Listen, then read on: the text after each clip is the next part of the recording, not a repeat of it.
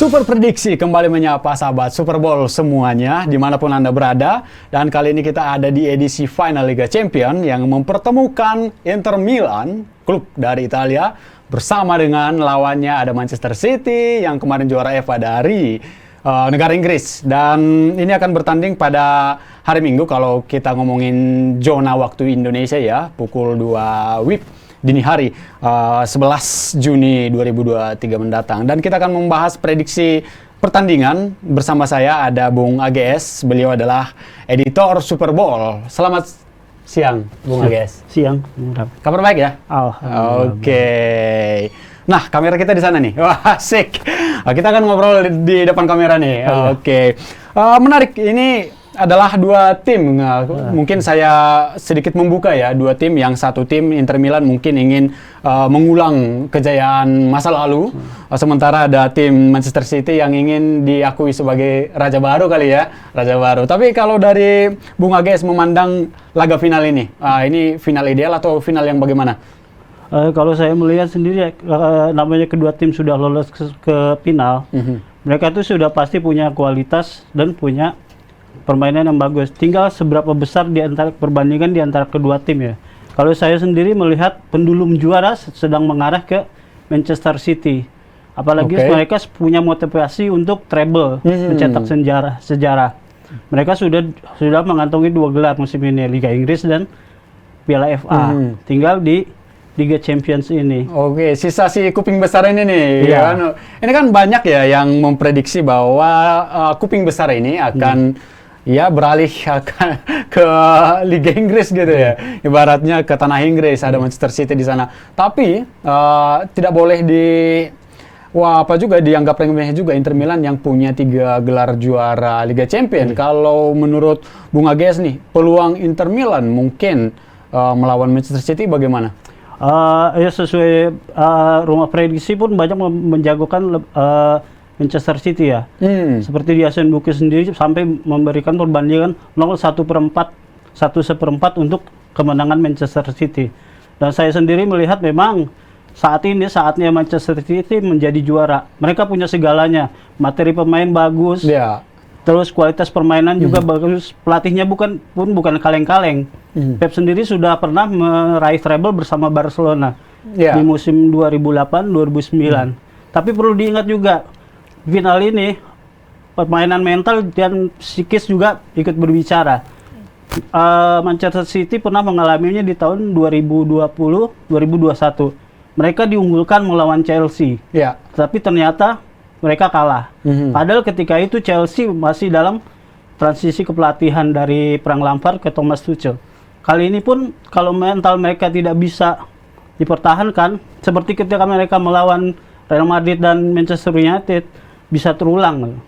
Meskipun kecil, Inter tetap mereka punya mental juara. Sudah 3 kali mereka juara. Ketika 2010 pun mereka tidak diunggulkan melawan Bayern Munchen. Ternyata bisa membalikkan keadaan menjadi juara. Memang ini salah satu pertandingan yang membuat semua menanti gitu pertandingan, dan mungkin siap-siap begadang nih para pecinta sepak bola. Tapi ngomongin Inter Milan nih, ada pelatih yang Filippo Inzaghi Simone Inzaghi ini adalah pelatih yang cukup unik menurut saya, karena di awal musim mungkin ada sebagian yang kecewa, tapi di akhir-akhir sudah memberikan gelar, dan meskipun tidak Liga Italia, tapi mereka sekarang juga boleh dibilang sudah di final dan tetap peluang masih ada. Tapi sosok pelatih Inzaghi ini bagaimana Bung Agus memandang ini? Mungkin Inzaghi ini pengalaman di pentas Eropanya masih kurang, tapi dalam musim ini dia sudah membuktikan itu dari sejak awal penyisihan grup sampai fase semifinal kemarin. Dia sudah membuktikan kalau dia juga punya kualitas. Dia bisa mengalahkan Barcelona di babak penyisihan grup. Dia juga bisa memenangi derby Milan. Memang kalau dibandingkan dengan kualitasnya dengan Guardiola masih jauh di bawah itu. Tetapi sekali lagi tanpa dia tidak punya beban mental, beban tekanan untuk menjadi juara. Nah, mungkin dia bisa memberikan kejutan. Lagi-lagi berarti Bung AGS memandang final ini bicara tentang mental dan juga mental juara. Mental juara ya. Hanya satu itu ya, mental juara. kesiapan sistem permainannya juga sih. Sistem permainan juga. Kalau Inter Milan kan selama ini lebih condong dia ke 3-5-2 ya. Iya, 3-5-2. Sangat baku dengan 3-5-2. Di depannya ada Lautaro Martinez sama Edin Dzeko. Tapi dengan 3-5-2-nya itu bisa juga jadi kalau mereka tidak, kelemahan mereka itu di counter attack dalam mengantisipasi counter attack. Sementara salah satu kelebihan Manchester City itu di counter attack. Mereka punya pelari-pelari cepat kayak di sayapnya itu Riyad Mahrez, Bernardo Silva, ada juga Erling Haaland di depan. Kalau di sayapnya Inter Milan itu kan harus seperti Denzel Dumfries atau Di Marco telat turun ke bawah, mereka akan mengalami seperti Real Madrid di semifinal kedua. Di leg kedua. Oke, menariknya di situ ya. Berani nggak Inzaghi ini tetap memasang formasi yang sama? Formasi 3-5-2. Karena Pep sendiri selama Liga Champions ini dia di awal-awal dia memakai 4-3-3. Tapi di fase gugur dia pakai 3-2-4-1. Dan hasilnya luar biasa kan. Leipzig dikalahin 7-0. Bayern Munchen 3-0. Yang lebih mana lagi Real Madrid sampai 4-0. Ya, itu skor yang cukup mengagetkan tentunya, apalagi sekelas Real Madrid.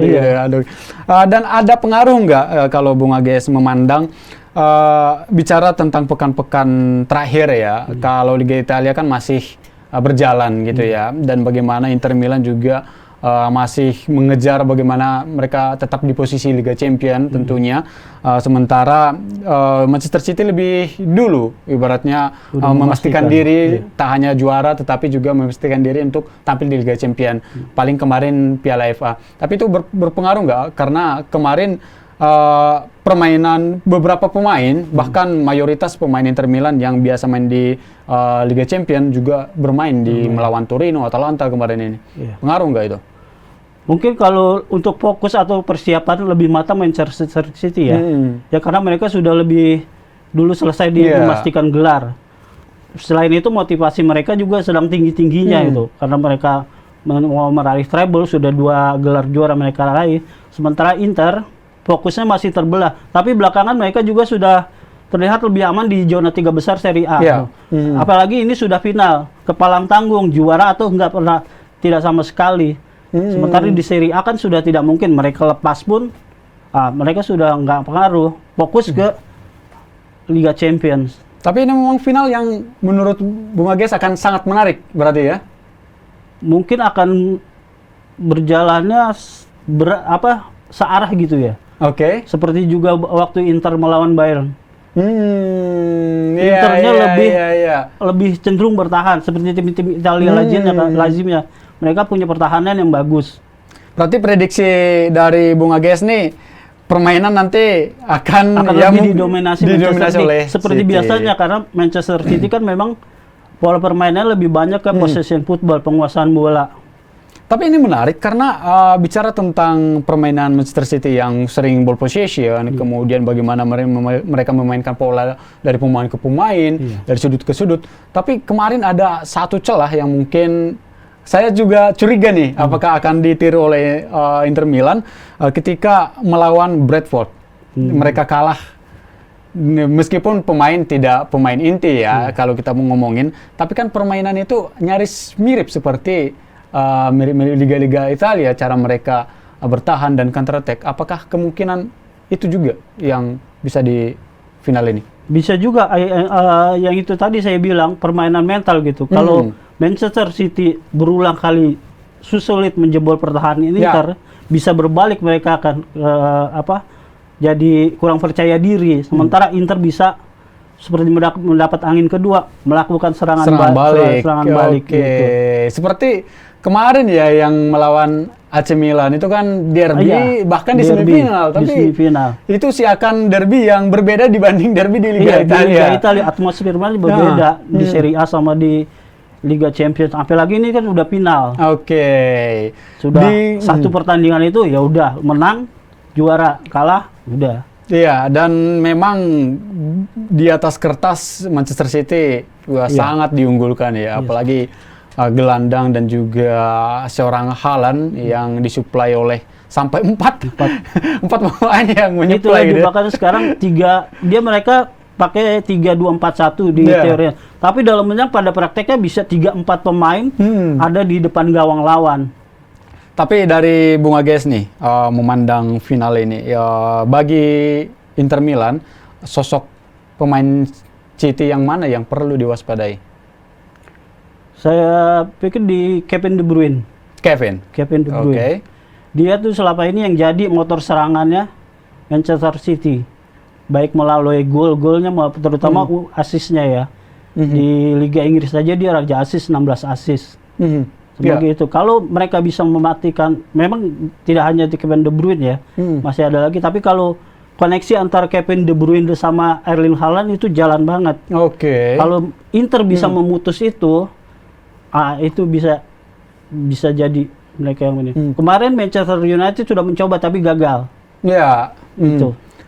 Tapi bedanya Manchester City sama Barcelona waktu ditangani Pep, bedanya adalah waktu di Barcelona mereka sangat tergantung pada 3 pemain kan, Iniesta, Xavi, Messi. Ketika salah satu aja dari ketiga pemain ini nggak ada, itu berpengaruh banget. Tapi di Manchester City sekarang, Pep memperlakukan semua pemain sama, dia tidak menggantungkan pada 1-2 pemain. Jadi ketika Haaland ataupun Kevin De Bruyne nggak ada di lapangan, nggak masalah, mereka tetap bisa menang. Bahkan Manuel Akanji bisa mencetak gol ke gawang Real Madrid. Ada juga Bernardo Silva. Ilkay Gundogan kayak kemarin di final Piala FA itu. Iya, yang 2 nama terakhir ini cukup patut diwaspadai ya pergerakannya. Mereka pergerakannya juga. Itu lagi yang tadi balik ke 3-2-4-1-nya itu. Ketika dia si Haaland itu dimatikan seperti waktu lawan Madrid, Haaland itu bisa menarik pemain. Sementara yang bisa masuk itu si Ilkay Gundogan atau Kevin De Bruyne, bahkan lihat Mahrez, Bernardo Silva, si Jack Grealish itu bisa masuk ke tengah. Oke. Trupas langsung ke jantung pertahanan itu yang perlu diantisipasi sama Inter. Apalagi dengan formasi 3-5-2 ya. 3-5-2-nya itu sangat riskan ketika mereka dapat serangan dari sayap. Kalau sayap City itu kan dia nggak statis turun naik gini. Dia nusuk ke tengah. Si Mahrez, Silva atau si Jack Grealish, makanya jarang kan City gol-golnya itu dari sundulan operan sayap, karena mereka langsung menusuk ke tengah. Dari sayap ada serangan, dari kiri kanan ada serangan, dari tengah Ilkay Gundogan sama Kevin De Bruyne juga masuk. Mereka juga punya tendangan-tendangan jarak jauh yang bagus. Dengan begini berarti dari Bung AGS mungkin tidak akan kaget apabila ada permainan seperti parkir bus yang 3-5-2 tadi akan berubah total di laga final. Tidak akan kaget berarti ya? Iya. Oke. Mungkin semua pasar mungkin dari Manchester City, tapi keunggulan dari Inter Milan menurut Bung AGS apa? Yaitu mereka punya mental juara, pertahanan kuat. Mereka bisa menahan saja Manchester City di babak pertama, di babak kedua bisa mereka berbalik. Oh, berarti dari Bung AGS begitu krusialnya babak pertama ini untuk Inter Milan? Iya, yaitu tadi kembali ke mental. Jika Manchester City bisa mencetak gol lebih cepat, mental mereka akan naik, lebih percaya diri. Lebih percaya diri. Kebalikan kalau mereka kegogolan lebih dulu, seperti ketika melawan Chelsea di final 2020 itu. Itu mereka permainan langsung buyar, padahal mereka sangat dominan dalam penguasaan bola maupun tembakan ke gawang. Berarti boleh dibilang kejutan semua akan tersaji di laga final ini ya? Pasti. Apalagi kalau kita berkaca ke belakang penampilan Inter Milan di semifinal mungkin leg pertama melawan AC Milan ada 2 gol yang keduanya itu berdekatan gitu ya. Cepat dan itu cukup mengagetkan AC Milan gitu. Dan itulah yang mungkin bisa dimanfaatkan oleh Inter Milan. Tetapi selain dari mentality, apa kelemahan Manchester City yang mungkin bisa dimanfaatkan oleh para pemain Inter Milan? Kalau Bung AGS memandang. Dia kembali ke pertahanan ya. Dia kebanyakan keseringan memakai 3. Kalau si John Stones kan belakangan didorong agak ke depan ya. Dia jadi defensive midfielder.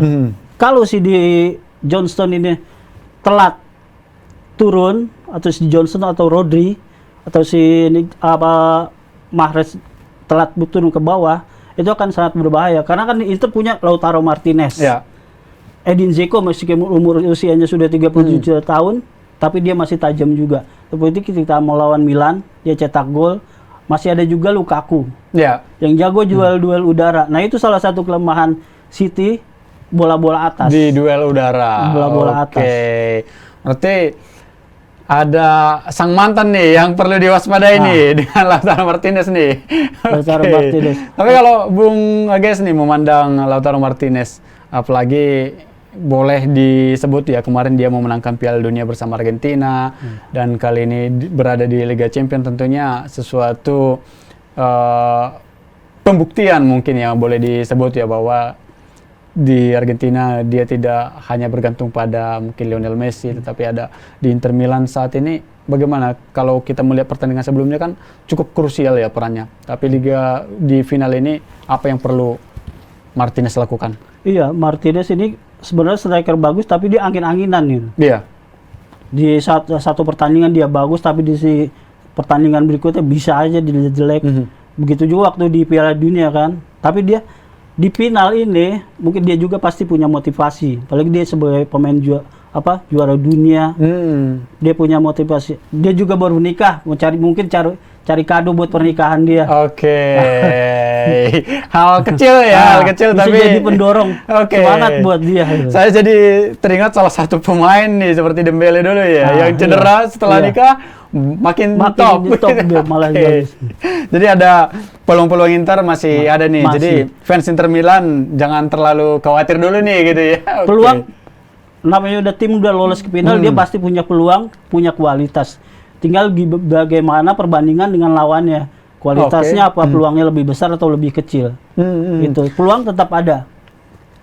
Ada 4 gelandang di Manchester City yang perlu diwaspadai oleh Inter Milan. Tapi dari Inter Milan, apakah dari Manchester City apakah cukup mewaspadai seorang Lautaro Martinez, atau mungkin Bung Ages memandang ada peran gelandang yang sangat krusial di sini?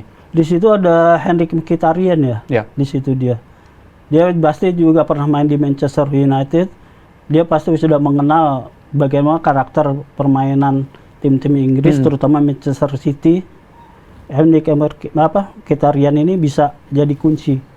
Selain dengan golnya, dia juga dengan umpan-umpan asisnya.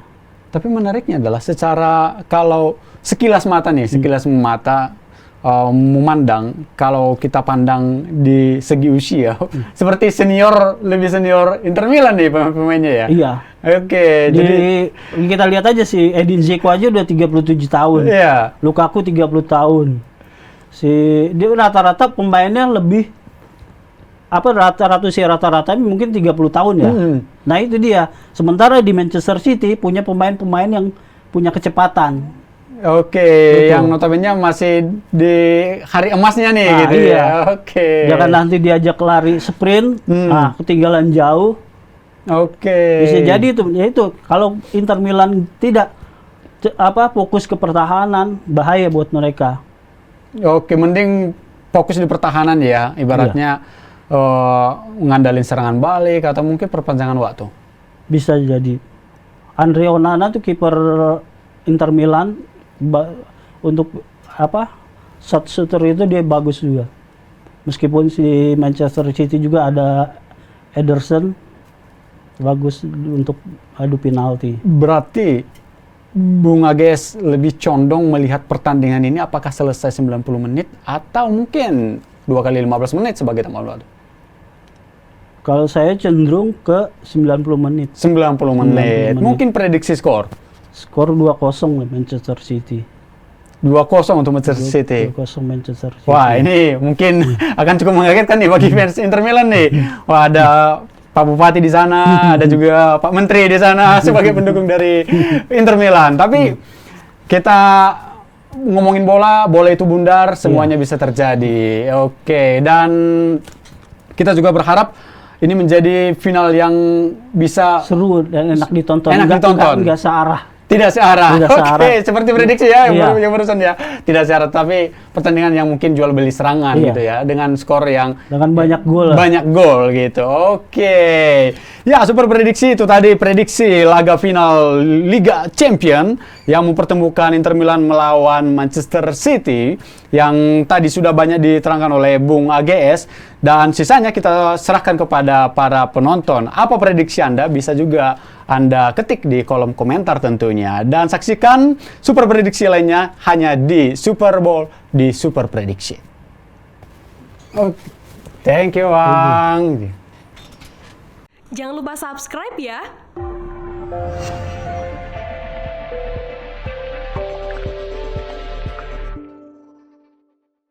Jangan lupa subscribe ya.